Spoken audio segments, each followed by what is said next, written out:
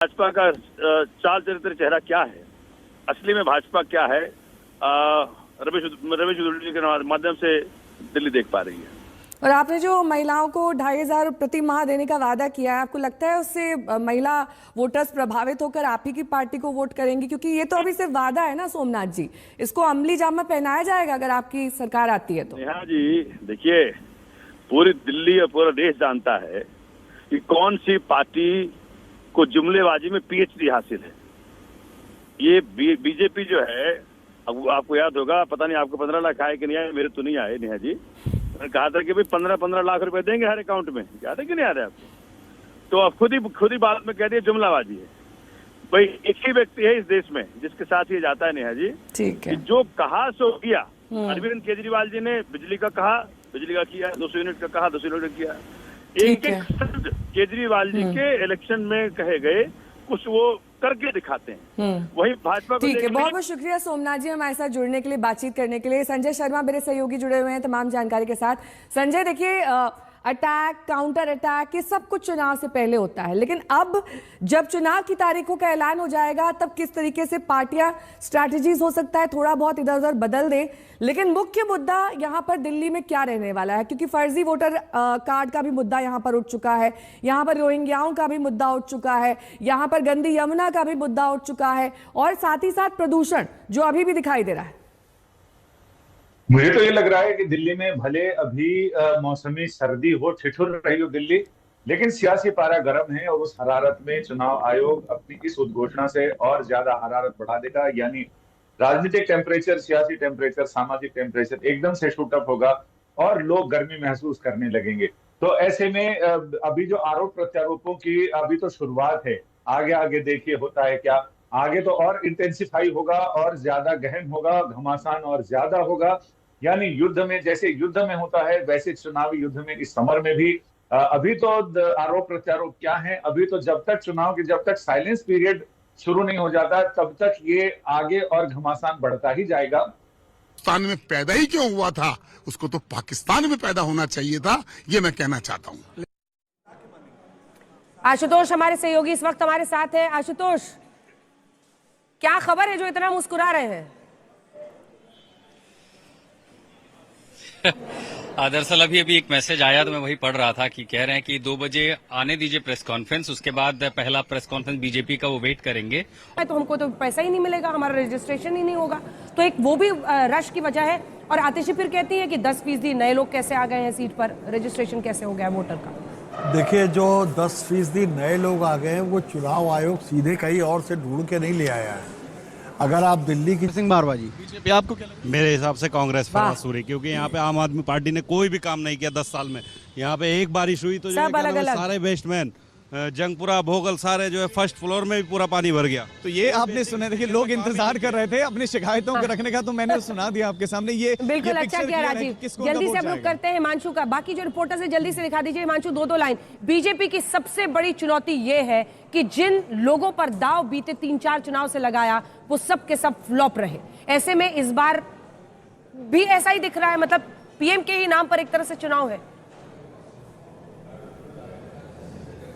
देखिए, बिल्कुल प्रधानमंत्री के नाम पे चुनाव है, और भारतीय जनता पार्टी, मैंने पहले भी बताया, जितने एक्सपेरिमेंट किए 1998 के बाद वो दिल्ली विधानसभा में आके फ्लॉप हो जाते हैं, चाहे कॉर्पोरेशन में। बिल्कुल, तो कुछ ही क्षणों में हम आपको दिखा रहे हैं तस्वीर, ये चुनाव आयोग की तस्वीरें हैं। यहीं पर कुछ देर में मुख्य चुनाव आयुक्त आएंगे, सबसे पहले वो जानकारी देंगे वोटर्स लिस्ट को लेकर, कितनी महिलाएं, कितने पुरुष, कितने बूथ हैं, और उसके बाद से वो चुनावी तारीखों का ऐलान करेंगे। पिछली बार आपको बता दें तो 8 फरवरी को दिल्ली में वोटिंग हुई थी और 11 फरवरी को नतीजे आए थे। लगभग 62% लोगों ने वोट किया था, तो ज्यादातर 10-11 फरवरी के आसपास चुनावी जो नतीजे हैं वो सामने आ जाते हैं। इस बार भी ऐसा ही माना जा रहा है कि उसी के आसपास होगा। अब छुट्टियों का बड़ा ख्याल रखा जाता है, क्यों संजय? क्योंकि लोकसभा चुनाव में जो परसेंटेज गिरा कुछ फेजेस में, वजह यही बताई गई कि छुट्टियों के साथ क्लब हुआ, लोग निकल। और अब आप मुख्य चुनाव आयुक्त राजीव कुमार को देख रहे हैं। जी जी जी, बोलिए संजय। प्रेस कॉन्फ्रेंस शुरू होने वाली, लेकिन मैं बताऊं कि इस बीच में गुरु रविदास जयंती 12 फरवरी को पड़ रही है, तो चुनाव आयोग शायद उसे अवॉइड करेगा और उसके आगे पीछे मुझे लग रहा है कि फरवरी के दूसरे हफ्ते के अंतिम दिनों में चुनाव मतदान हो जाएगा, इसकी उम्मीद लग रही है। At the very outset, I wish you all a very happy new year, and I formally welcome you all to this press conference by the Election Commission to announce the schedule for the elections to the Delhi Legislative Assembly. Besides being the first presser in the new year, this presser also holds a special significance, as from Bihar Assembly elections in 2020 to the Delhi Assembly elections in 2025, Chief Election Commissioner Shri Rajiv Kumar Sir would be completing one full election cycle of conducting elections. 2024 has been a year of elections globally. पूरे world में elections हुए, democracies में almost 2/3 of the population in the democratic world went for voting. हमारे यहाँ भी 2024 में 8 राज्य और यूटीज में इलेक्शंस हुए, जनरल इलेक्शन हुआ। एक अच्छा माहौल रहा, नए कीर्तिमान लोकसभा इलेक्शंस में हमने बनाए, विश्व में मैक्सिमम वोटिंग का परसेंटेज का रिकॉर्ड बना, लोगों की भागीदारी का, महिलाओं की भागीदारी का, वायलेंस फ्री इलेक्शंस का, no repolls, record seizures, inducement free to the extent it was possible, J&K, Manipur, LWE areas. So काफ़ी रिकॉर्ड्स बने और मुझे उम्मीद है कि आने वाले समय में भी इसी प्रकार से लोकतंत्र और मजबूत होता रहेगा। Another landmark is in the making. आज कल हमारी इलेक्टोरल रोल्स रिलीज हुई, आज भी 4 स्टेट में रिलीज हो रही है। We are crossing 99 crores voters. So we are going to be 1 billion voters very soon, nation of 1 billion voters very soon. That's another world record which is in making. But with this SSR, after the declaration by the state of UP, Rajasthan, Punjab and Bihar, which will be declaring their SSR results today, will be crossing 99 crores, first time. महिलाओं की संख्या भी 48 करोड़ से ऊपर पहुंचने जा रही है इस एसएसआर में, which is a very strong indicator and a sense of empowerment. जो भी क्लेम्स एंड ऑब्जेक्शंस आते हैं वो हाथ की हाथ हर पॉलिटिकल पार्टी के साथ में शेयर किए जाते हैं, वेबसाइट पे ड्राफ्ट डाला जाता है, पोलिंग स्टेशन के रीजनलाइजेशन में कंसल्ट किया जाता है। कोई डिलीशन हो ही नहीं सकता जब तक उसके पीछे फॉर्म 7 ना हो। यहां तक कि अगर किसी की डेथ हो गई है, उसका भी डेथ सर्टिफिकेट हम अपने रिकॉर्ड में लगा के बीएलओ के माध्यम से रखते हैं। अगर किसी का डिलीशन इसके अतिरिक्त होना है शिफ्टिंग में, उसको नोटिस देते हैं, वेबसाइट पे डालते हैं, क्लेम्स एंड ऑब्जेक्शंस का टाइम देते हैं। हमने मेहनत करके इस पूरी प्रक्रिया का एक चार्ट बनाया, मैं आपको दिखाना चाहता हूं वो चार्ट। नेक्स्ट देखिए, राइट साइड में आप देखेंगे अक्टूबर। So this is necessary for the nation to know. और दुनिया में और हिंदुस्तान में दूसरी कोई प्रक्रिया ऐसी नहीं है जिसमें हर साल आपके आइडेंटिटी का या आपके वोटर का किसी चीज का एनुअल वेरिफिकेशन होता हो। अक्टूबर हर साल 1 जनवरी को एलिजिबल डेट मानकर एक सर्वे किया जाता है जिसको अक्टूबर में प्रारंभ होता है। ड्राफ्ट रोल की copy free of cost 2-2 copy her political party को दी जाती है। कहा जाता है ये ड्राफ्ट रोल है, अब जो नए लोग वोटर बनना चाहते हैं डिलीट होंगे, उसकी प्रक्रिया चलेगी। हर स्टेज पे हम आपको खबर करेंगे, हर स्टेज पे कोई भी ऑब्जेक्शन हो तो हमें बताइए। Please allow your appoint your BLA, let him go.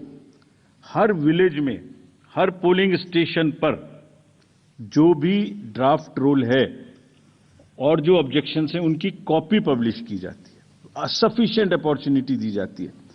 Deletion हो नहीं सकता जब तक कि पर्सनल हियरिंग ना हो जाए और उसका साथ में मौका ना दिया जाए। किसी पोलिंग स्टेशन पे 2% से ज्यादा डिलीशन हो गए तो ईआरओ और एआरओ को जाके पर्सनली चेकिंग करनी है। So friends, it is a perfect system. अच्छा, हर साल होता है। It is only built further on what ever is already existing. ऐसा नहीं है कि सडनली कुछ बन गया। और आप सोच के देखिए, जहां एक एक वोट की लड़ाई होती है, वहां पर किसी पोलिंग स्टेशन से या किसी कॉन्स्टिट्यूएंसी से आप लगातार 10,000, 20,000, 50,000 जैसे बोल दिया जाता है सडनली, ऐसे नाम काट दीजिए, तो वहां तो क्या सिचुएशन होने वाली है आप सब लोग जानते हैं। और दूसरी बात, अगर किसी वजह से मान लिया 1% हो गया, तो जो अक्टूबर, जो जब आज 5 जनवरी से लेके अक्टूबर तक का टाइम है, उसके बीच में फॉर्म्स क्यों नहीं भरे जाते कि ये डिलीट कर दिया जाए? जो वोटर लिस्ट में जो बदलाव हुआ था, जो मत जोड़े गए थे, और जहां जोड़े गए थे वहां पे भारतीय जनता पार्टी को ज्यादा फायदा हुआ, कांग्रेस को, दूसरे दलों को नुकसान हुआ, क्या कहेंगे इस पर? Let us go to the gentleman in the third row. Sir, मैं ऋषिकेश कुमार, न्यूज़ 24 से हूँ। सर, आपने दो चीज कहा कि 2020 के बाद 24 रिजल्ट आने वाला है और ये एक महीना भारतीय लोकतंत्र के लिए 3 महीनों में बहुत महत्वपूर्ण है। पहली बार ऐसा हो रहा है कि पहली बार राष्ट्रीय पार्टी का दर्जा प्राप्त एक पार्टी चौथी बार सरकार बनाने के लिए रिकॉर्ड बनेगा। चौथी बार अगर वो सीएम बनते हैं केजरीवाल, बनाने के लिए मैदान में है। भारतीय जनता पार्टी महाराष्ट्र और हरियाणा के बाद अपनी जो जमीन थोड़ी सी उससे खोई थी लोकसभा चुनावों में, उसको पुनः अर्जित करने के लिए पूरी कोशिश करेगी।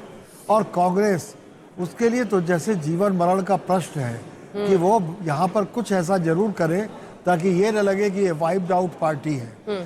तो 3 राष्ट्रीय पार्टियां, 3 अलग तरह के नेता, और दिल्ली में जिस तरह की एक भिड़ंत होने जा रही है, मैं बस ये बनाता हूँ कि ये तीनों पार्टियां राष्ट्रीय स्तर की होने के साथ राष्ट्रीय स्तर का आचरण करें।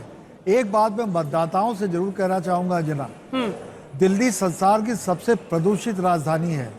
जब आपसे कोई वोट मांगने आए, मेरा निवेदन है आपसे, एक बार जरा प्रदूषण की बात जरूर कीजिएगा। और ये प्रदूषण सिर्फ हवा पानी का नहीं है, ये प्रदूषण अगर ठीक किया जाएगा तो हमारी आपकी जिंदगी, हमारी आपकी आने वाली नस्लें सुधरेंगी। इसलिए कृपया ये सवाल जरूर कीजिएगा, क्योंकि प्रदूषण पे बड़े दावे हुए हैं हर तरफ से, दूर किसी ने नहीं किया।